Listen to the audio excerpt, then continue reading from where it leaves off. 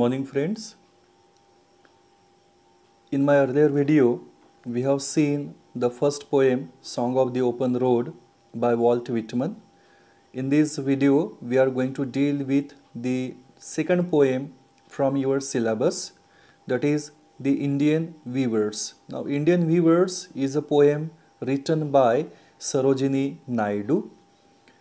First of all, let us turn towards the icebreakers. The first activity, that is, artisans are also called craftsmen. They are creators of diverse goods and use their hands to create unique, functional and also decorative items using traditional techniques. Now complete the web given below.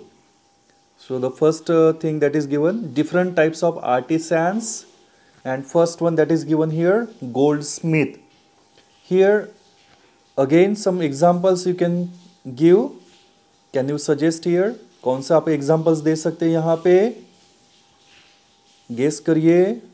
Yes, we can say carpenter, baker, BAKER, then a painter, a sculptor. Again kind of examples that you can give here. आगे next question देखेंगे.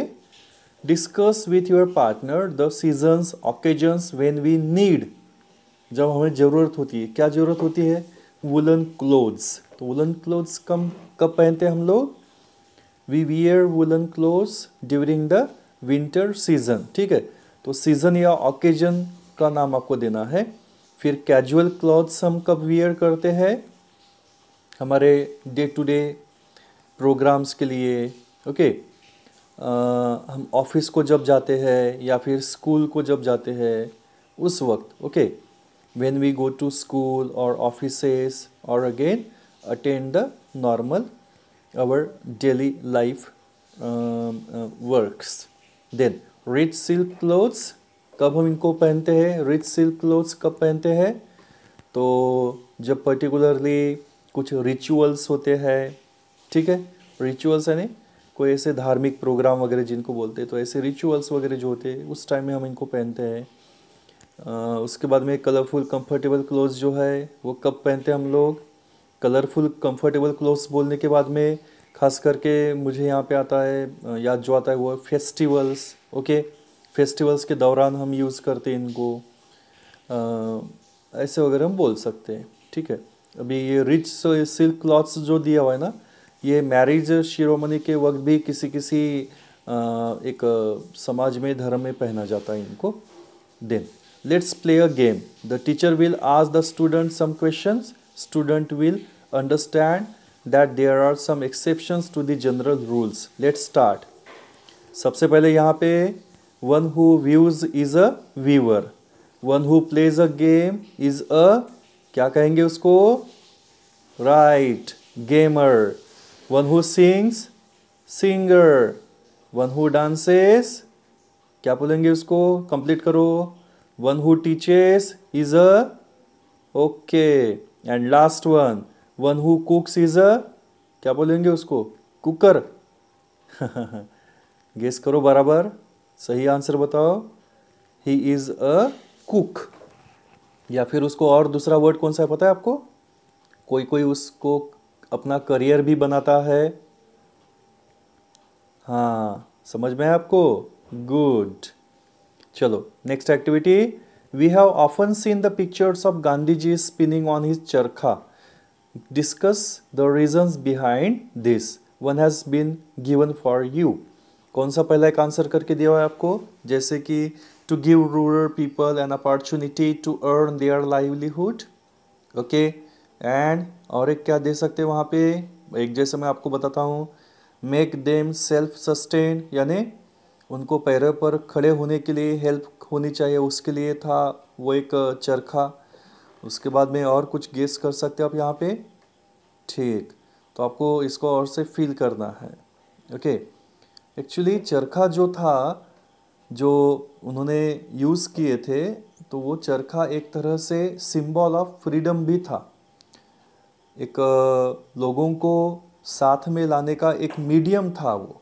Okay, आगे next activity, name some tools used by the viewers.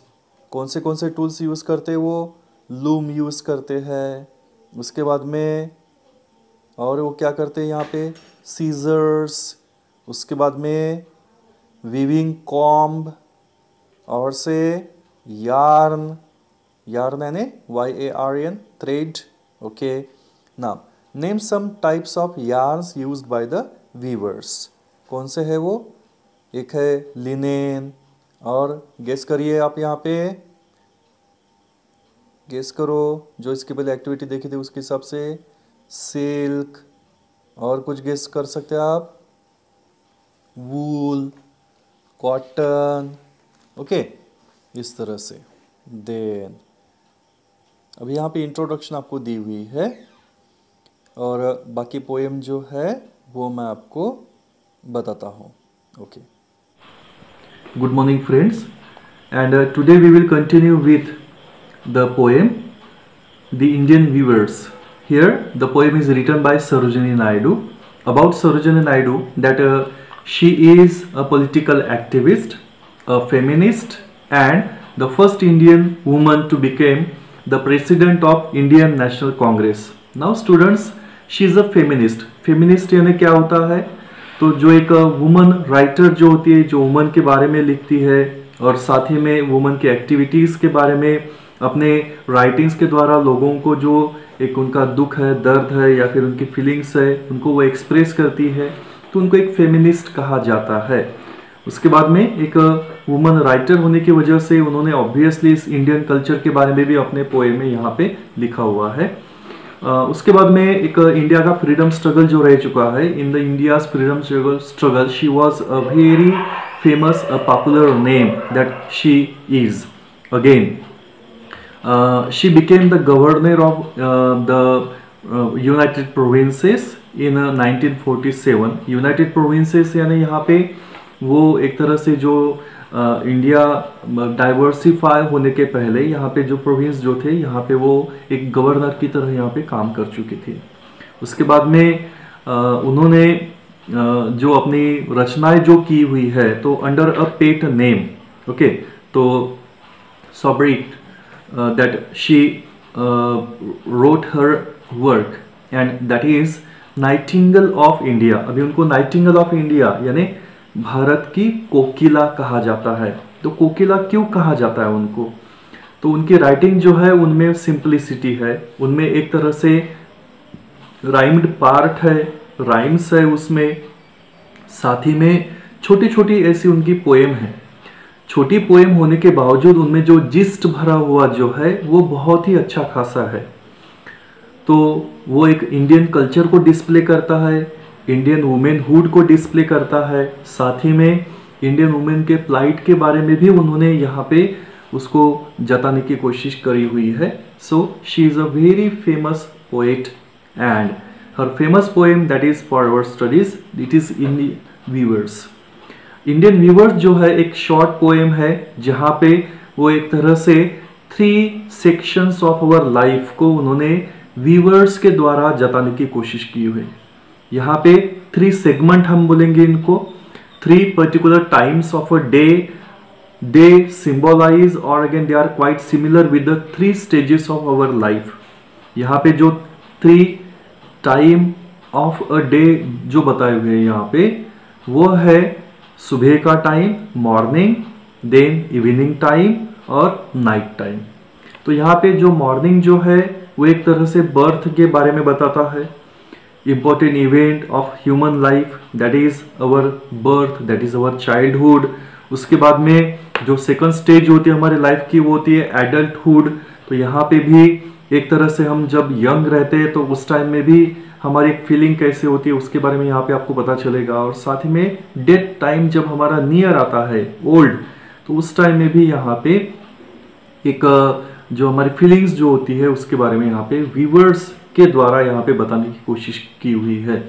So it is a very significant poem and it is actually expressed with the help of the colors, again the mood, All those things they are expressed here, and so really the poem is catchy one. बहुत ही simple poem है, आपको कुछ भी दिक्कत नहीं होगी इसको समझने में, और बहुत ही इजी तरीके से आप इसको समझ पाओगे। तो स्टूडेंट्स बिगिन करते हैं इंडियन वीवर्स। सबसे पहला स्टांजा मैं पढ़ूंगा यहाँ पे। Weavers weaving a break of day, weavers weaving at break of day, why do you weave a garment so gay, blue as the wing of a helicon wild, we weave the robes of a newborn child। क्या करें यहाँ पे वो, weavers weaving at break of day। weavers जो है at the break of day, यानी जो दिन की शुरुआत जो होती है मॉर्निंग टाइम, उस मॉर्निंग टाइम में वो क्या कर रहे हैं, वीविंग कर रहे हैं। और वीविंग जब करे तो उनको वीवर को क्वेश्चन पूछा जाता है यहाँ पे, why do you weave a garment so gay. यहाँ पे आपको मैं पोएम के एंड में ये जो वीवर जो है वो एक्चुअली वीवर नहीं है, तो वो थोड़ा सा एक अलग सिंबलाइज करता है, वो आपको आगे के वीडियो में अपने बताऊंगा ही, शायद हो सकता है मैं इस पोएम के एंड में आपको बताऊं, इसलिए पूरा वीडियो आप देखिए यहाँ पे। तो वो कह रहे हैं यहाँ पे कि वीवर को क्वेश्चन पूछा जाता है, why do you weave a garment so gay. Gay यानी एक ब्राइट कलर जिसको हम बोलेंगे, या फिर उसको हम बोलेंगे कि एक खुशी भी होता है, हैप्पीनेस भी वो सिंबलाइज करता है। तो एक वो कह रहे हैं कि आप ये जो कपड़ा जो बुन रहे हो, जो वीविंग कर रहे हो आप, तो ये इतना अच्छा कैसे, इतना ब्राइट कैसे है ये, और वो भी किस टाइम में, at the break of day. तो यहां पे वो कह रहे हैं blue as the wing of a halcyon wild. Halcyon wild, तो हेल्सियन वाइल्ड जो होता है, हेल्सियन जो है ये एक बर्ड का नाम है जिसको हम किंगफिशर बर्ड कहते हैं। तो ये एक ब्लू कलर का, एक ब्राइट कलर का छोटा सा ये एक पंछी होता है। तो यहाँ पे हेल्सिकन ही क्यों यूज किया हुआ है, तो हेल्सियन जो बर्ड यूज किया हुआ है यहाँ पे, हेल्सियन जो बर्ड का नाम यूज किया हुआ है वो एक सिंबलाइज करता है। यहाँ पे उनको बताना चाहते हैं वो कि आगे के लाइन में वो आपको इंडिकेट किया हुआ है, we weave the robes, robes यानी क्लॉथ्स, कपड़े। तो हम कपड़े जो बुन रहे हो किसके लिए है वो, of a new born child, जो अभी अभी जो जन्म के लिए आया हुआ है, जो जन्मा हुआ है, उस बच्चे के लिए हम कपड़े बुन रहे हैं। और वो कपड़े कैसे है, नीले कलर में है, ब्राइट नीले कलर में है। तो आपको यहाँ पे एक सिंबलाइज आपको समझना है कि जो ब्लू कलर जो होता है, what does a blue colour symbolise, a blue colour symbolise hope, a blue colour symbolise एक ऑप्टिमिज्म। ओके, सो ऑप्टिमिज्म जिसको हम एक होपफुलनेस बोलते हैं, आशावादी दृष्टिकोण जिसको हम बोलेंगे। तो इस तरह से ये ब्लू कलर यहाँ पे सिंबलाइज करता है। तो ये ब्लू कलर का कपड़ा वो बुनकर यहाँ पे बुन रहे हैं अपने एक लूम पे, और साथ ही में ये कपड़ा किसके लिए बुन रहे हैं वो, तो एक छोटा बच्चा जो है, न्यू बॉर्न बेबी जो है, चाइल्ड जो है, उसके लिए यहाँ पे वो कपड़ा बुन रहे हैं। तो यहाँ पे एक दो तीन एक यहाँ पे एक इमेजेस यूज की हुई है। एक है किंगफिशर बर्ड की एक इमेज यूज की हुई है, साथ ही में यहाँ पे ब्लू कलर की एक इमेज यूज की हुई है, और एक न्यू बॉर्न चाइल्ड की इमेज यूज की हुई है। इन तीनों को आपको जोड़ना है। तो आदमी की एक शुरुआती स्टेज जो होती है लाइफ की, वो होती है चाइल्डहुड। तो चाइल्ड जो होता है वो बहुत ही ऐसे चंचल होता है स्वभाव में, यानी he is very active in his behaviour, और साथ ही में वो एकदम ऐसे होपफुल होता है, हर एक चीज वो करने की कोशिश करते रहता है वो। इसकी वजह से भी हम इसको कहेंगे कि एक छोटा जो बच्चा जो होता है उसमें भगवान का रूप भी होता है। तो इस तरह से ये जो किंगफिशर बर्ड जो होता है वो भी अपने साइज में छोटा होता है, वो भी बहुत ही चंचल और चुलबुला ऐसे होता है, वो नटखट टाइप का होता है वो। तो बच्चे से क्वाइट सिमिलर है वो, और उसका कलर जो है ब्राइट ब्लू कलर जो इस पंछी का होता है, किंगफिशर बर्ड का, वो एक बच्चे की जो लाइफ जो है उसको बहुत ही सिमिलर है वो। तो वो भी बच्चा बहुत ही एक्टिव है, अजाइल है, साथ ही में वो बच्चा जो है वो एक उसके साथ में घर के लोगों की बहुत सारे सपने भी जुड़े हुए हैं। उसको कहते हैं ना कि तुझे सूरज कहूँ या चंदा, मेरा नाम करेगा रोशन, मेरा राज दुलारा, ऐसा जो कहा जाता है, तो उस बच्चे के साथ में परिवार की बहुत सारी आशा अपेक्षाएं जुड़ी हुई रहती है, इसलिए ये भी एक ब्लू कलर जो रहता है उसको सिंबलाइज करता है। Then the second stanza, weavers weaving at fall of night, at fall of night, fall of night means here fall of night यानी इवनिंग टाइम। तो यहाँ पे fall of night evening time में वो बुनकर अभी बुन रहे हैं, क्या करे वो, तो उनको क्वेश्चन पूछती है वो, why do you weave a garment so bright, तो बोले इस टाइम में आप ऐसा इतना ब्राइट गारमेंट क्यों बुन रहे हो। तो वो बुनकर जो है वो जवाब देते हैं वहां पे, like the plumes of a peacock purple and green. तो वो जो बुन रहे हैं बुनकर यहाँ पे, वो कपड़ा कैसा है, वो प्लूम्स, प्लूम्स, प्लूम्स यानी होता है फीदर। तो एक्चुअली जो बर्ड जो होते हैं वो बर्ड के सिर के ऊपर जो छोटे छोटे फीदर जो होते हैं उनको भी प्लूम्स कहा जाता है। तो प्लूम्स जो है ऑफ अ पीकॉक, तो आपने पीकॉक के सिर के ऊपर ऐसा आपने देखा होगा, तो वो प्लूम्स उनको कहा जाता है। तो वो प्लूम्स पीकॉक की तरह है, और साथ ही में पर्पल एंड ग्रीन, तो उनका कलर कैसा है, पर्पल यानी जिसको हम जामुनी कलर कहते हैं, और ग्रीन यानी हरा कलर। तो एक जामुनी और हरा कलर का कपड़ा जो है वो वहां पे बुन रहे हैं, और वो जामुनी कलर और हरा कलर जो है वो very quite similar with that of the peacock. फिर लास्ट के लाइन में कहते हैं वो, we weave the marriage veils of a queen. तो बोले हम क्या करें, वो जो कपड़ा हम जो बुन रहे हैं वो कैसा है, वो द मैरिज वेल है, यानी वो क्वीन जो है, यानी यहाँ पे ये भी दो तीन वर्ड जो है बहुत ही सिंबलाइज है। सबसे पहले तो मैं आपको मैरिज वेल के बारे में बता दूं। जो एक लड़की जो होती है शादी करने के लिए रेडी जो जब होती है, तो अपने वो सिर के ऊपर एक घूंघट लेती है। तो जो घूंघट होता है वो घूंघट को कहते हैं यहाँ पे वेल्स, ठीक है।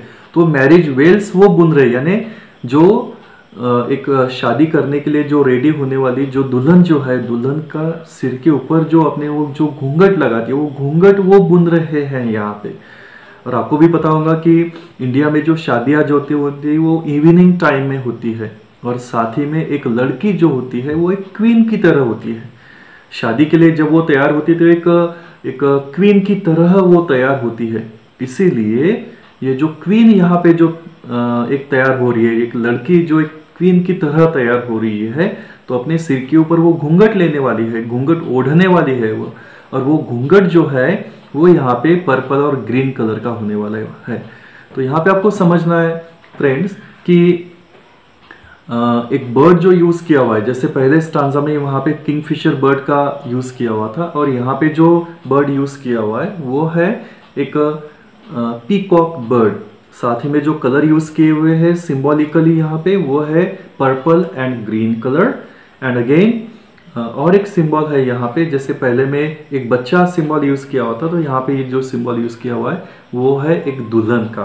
तो वो लड़की जो है, तो भी यहाँ पे second stage of our life है, very important stage of our life. जो पहली स्टेज जो थी वो चाइल्डहुड की थी, सेकंड स्टेज जो है इवनिंग होते होते हम एडल्टहुड में आ गए हैं, और एडल्टहुड में यहाँ पे हमारे एक इम्पॉर्टेंट रिचुअल होता है हमारे लाइफ में, वो होता है शादी। तो इस शादी के लिए भी वो तैयार हो रहे हैं, यानी बुनकर जो है वो सभी तरह के वस्त्र बनाते हैं। छोटे बच्चे के लिए, एक शादी के लिए तैयार हो रही है दुल्हन का घूंघट जो है वो भी वो तैयार करते हैं। बहुत ही इम्पॉर्टेंट वो स्टेज ऑफ लाइफ होती है, और बहुत ही इम्पॉर्टेंट वो एक मोमेंट होती है हमारे लाइफ की। तो इसलिए यहाँ पे इस मोमेंट के लिए जो तैयार होने वाली जो लड़की जो है वो एक क्वीन की तरह है, और उसने भी अपनी लाइफ से बहुत सारी अपेक्षाएं यहाँ पे करके रखी हुई है। तो इसलिए उनके बारे में यहाँ पे वो एक डिस्क्रिप्शन दिया हुआ है। इसके बाद में फिर लास्ट स्टांजा की तरफ आते हैं स्टूडेंट्स। तो viewers weaving solemn and still. Now the weavers, they are solemn and still. Solemn means here they have become serious. They have become serious, okay, and they have become still also, okay. So they are still, and why they are still, why they are solemn, what is the reason why they have become like this, okay. Now the reason, what do you view in the moonlight chill. Now here the moonlight, there is a light of moon, and how the moment is, that is again a chilling moment. Okay, it is a chilling moment. Why the moment has become chill? Okay, why the moment is frozen like? What is the reason? Okay, now here he is saying, the poetess, she is saying, white as a feather and white as a cloud. Okay, तो एक white colour का वो यहाँ पे कपड़ा बुन रहे हैं, और व्हाइट कैसा है? फीदर की तरह व्हाइट, एक स्पॉटलेस फीदर जो होता है, इस तरह का वो एक यहाँ पे कपड़ा बुन रहे हैं। और वो व्हाइट कैसा है? As a cloud. Okay, cloud की तरह, जैसे बादल जो होते हैं, वो जो आसमान में जो बादल आते हैं उस तरह का वो एक क्लाउड यहाँ पे जब आता है तो वो एक स्पॉटलेस होता है, वाइट कलर का होता है। ऐसे वाइट कलर का वो कपड़ा भी वो बुनकर यहाँ पे बुन रहे हैं अपने लूम पे। ओके, और लास्ट लाइन में कहते हैं वो, we weave a dead man's funeral shroud. एक डेड मैन जो है उसके फ्यूनरल के लिए हम श्राउड यहाँ पे तैयार करें, ऐसे वो कह रहे हैं यहाँ पे। श्राउड का मीनिंग क्या होता है? श्राउड यानी एक होता है वो कपड़ा, जो वाइट कलर का कपड़ा जो ओढ़ा जाता है एक डेड पर्सन के बॉडी के ऊपर, उसको कहते हैं श्राउड। तो यहाँ पे वो बुनकर जो है, they are preparing a shroud. तो बुनकर जो है क्या करे वो, तो एक जो एक मरा हुआ आदमी जो है उसके ऊपर ओढ़ने के लिए एक वाइट कलर का कपड़ा वो तैयार कर रहे हैं। तो हमारी ये लाइफ की तीसरी स्टेज है स्टूडेंट्स, और वो तीसरी स्टेज कौन सी है? That is the death, which is the reality. जब यहाँ पे कुछ भी बचा नहीं रहता हमारे लिए करने के लिए, सब कुछ खत्म हो जाता है, और इस पल में यहाँ पे मोमेंट जो होती है वो एक सीरियस मोमेंट होती है। इसलिए वो बुनकर जो है वो बुनकर एक छोटे बच्चे के लिए कपड़े तैयार करते हैं, एक जो दुल्हन तैयार हो रही है उस दुल्हन के लिए वो घूंघट तैयार करते हैं, साथ ही में एक जो आदमी मरा हुआ है उस आदमी के लिए भी वो ओढ़ने के लिए कफन यहाँ पे तैयार कर रहे हैं। तो यहाँ पे आपको समझना होगा कि जो सिंबॉलिक यूसेज जो है लैंग्वेज का वो बहुत ही अच्छा खासा है। और here there is the greatness of the poetess Sarojini Naidu. Now Sarojini Naidu, she is a great poet because of this, and the rhyming pattern that is also excellent. Every stanza has the 4 lines, and in every stanza we find a kind of a rhythmic pattern which makes the poem very rhythm, as well as we can sing the poem also. Okay, now though the poem is very looking simple and easy to comprehend, but the meaning that is given in the poem, it is very deep and makes us to brood. Okay, जिस जीवन से हम इतनी सारी अपेक्षाएं लगाए हुए हैं, आखिर में उस जीवन का एक अंत जब होता है तो यहाँ पे nobody can avoid it। तो बुनकर जो है वो सभी मोमेंट्स को जी रहे हैं, वो सभी टाइप की मोमेंट्स को वो जी रहे हैं, और यहाँ पे सभी तरह से वो समाज को सपोर्ट कर रहे हैं। तो यहाँ पे एक बहुत ही गहरा थीम इस पोएम से हमें देखने को मिलता है। Okay, once again I repeat here, weavers weaving at break of day, why do you weave a garment so gay, blue as the wing of a halcyon, wild we weave the robes of a new born child. Halcyon wild bird है वो, तो Kingfisher bird के बारे में यहाँ पे use किया हुआ है कि जैसे उनका ब्राइट कलर होता है फीदर का, उसी तरह से यहाँ पे भी वो बच्चे के लिए बहुत ही ब्राइट नीले कलर का वो बोले कपड़ा बुन रहे हैं जो एक न्यू बॉर्न बेबी है। आगे के स्टांजा में कहते हैं यहाँ पे कि जो वीवर्स है वो weaving at the fall of night, यानी इवनिंग का टाइम है, और यहाँ पे वो क्या कर रहे हैं यहाँ पे, तो वो एक तरह से एक ब्राइट गारमेंट वो व्यू कर रहे हैं, और वो व्यू गारमेंट जो है वो एक जो दुल्हन जो तैयार हो रही है, तो like the plumes of a peacock, तो पीकॉक के जैसे प्लूम्स होते हैं उनके जो सिर के ऊपर एक जो तूरा जो होता है, तो उस तरह का वो एक है वो, और पर्पल और ग्रीन कलर का वो कपड़ा है जो एक दुल्हन घूंघट करके वो यूज करने वाली है। उसके बाद में एक वीवर्ड जो है वो सोलेमोर स्टील है, और वो क्या कर रहे हैं वो, तो एक जैसे फ्रोजन मोमेंट है वो, एकदम डेड बॉडी जो होती है वो जो एक तरह से ठंडी होती है, तो उसी तरह से यहाँ पे वो भी जैसे एकदम फ्रोजन है, सोलेम है, स्टील है, क्योंकि वो मोमेंट जो है उनको हेवी हार्टेड बनाए हुए हैं। और इस हेवी हार्टेड मोमेंट में वो एक तरह से जो कपड़ा बुन रहे वो एक बहुत ही अपने नज़दीकी पर्सन के लिए है, कोई भी उसको पहनेगा, लेकिन आखिर में जो यूज़ होगा वो एक मरे हुए इंसान के लिए कफन के रूप में यूज़ होगा, इसलिए वो हेवी हार्टेड है। और ऐसे एकदम वाइट कलर का कपड़ा वो यहाँ पे वो बुन रहे। तो ऐसे इस पोएम का मीनिंग है। तो अपेक्षा करता हूँ कि आपको इस पोएम का मीनिंग समझ में आया होगा, और बाकी बची एक्टिविटीज जो है हम अगले सेशन में डील करेंगे।